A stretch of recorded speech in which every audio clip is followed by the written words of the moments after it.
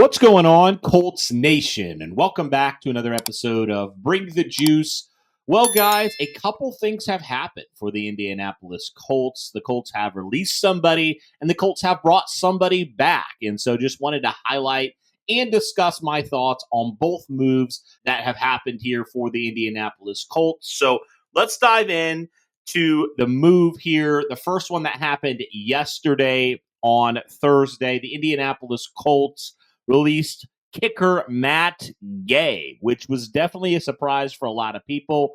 Not in the fact that I think we thought Matt Gay deserved to be kept around, but I think the bigger surprise was that the Indianapolis Colts, that they cut him when they did, right? And especially because we've seen Chris Ballard, when he's brought guys in via free agency, I know he hasn't done a ton of that, but the guys he's brought in, typically he's done his best to see it out until the end, right? And they signed Matt Gay to that big deal back in 2023, one of the highest paid kickers in the NFL. So you thought, man, you don't love it, especially from 50 yards, because Matt Gay was only 3 of 9 last year from that department. So not good at all. So you didn't like it from that standpoint, but you're also like, I mean, financially, we're kind of tied to him. But the Indianapolis Colts decided they'd rather roll with Spencer Schrader, who they re-signed on a 2-year deal. He was kind of on the practice squad last year. So right now he is your starting kicker. And it was kind of interesting that, the Colts had to eat some dead cap, I believe around $4 million. Really didn't save a ton of cap space with that cut. But I think overall, when you look at it, the contract versus what you were getting out of Matt Gay, just it wasn't lining up, right? So the Colts felt like they could go younger, they could go cheaper, because Matt Gay's, over 30 at this point too.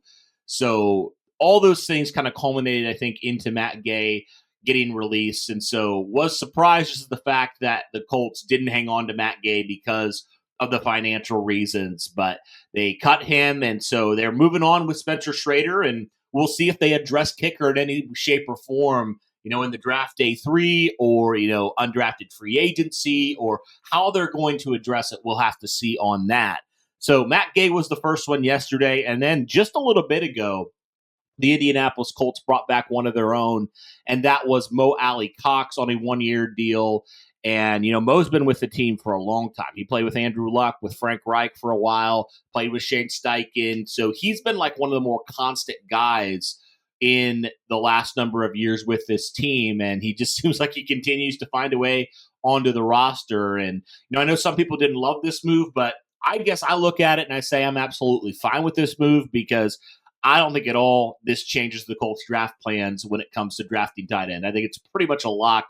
You're going to draft a guy here in the first couple rounds of this draft to be your long-term piece at that number 1 tight end position. And Mo, at best, I think, is tight end 3 in my mind, and really just in terms of the run blocking department.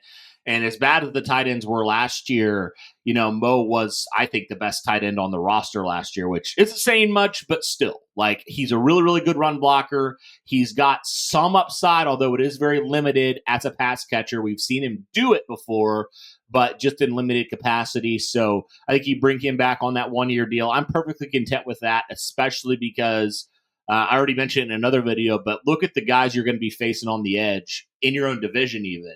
You got multiple guys that you're going to need to be able to seal off the edges with your tight ends. And if you draft a tight end, maybe like a Colson Loveland or whoever on day 3, a Mason Taylor, right? Some of those guys that maybe aren't super well regarded for their run blocking, you also need a guy that is really renowned for that, and that is Mo Alie-Cox. So I'm totally okay with that, knowing that he's not a long-term piece, knowing he's just another, cog in this tight end machine, and you're going to likely find your tight end 1 for the future here in this draft. So Mo Alie-Cox, totally content with that. But yeah, guys, I think a couple moves that wasn't anticipating before the draft, especially the Matt Gay one. But Mo Alie-Cox, I was hoping he would come back on a short-term deal, and I'm glad the Colts were able to get it done with him, keep him on the roster. He's been that vet on this roster for that tight end room.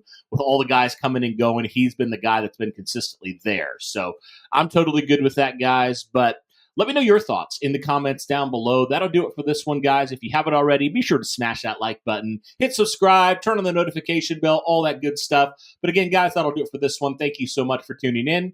And as always, guys, go Colts.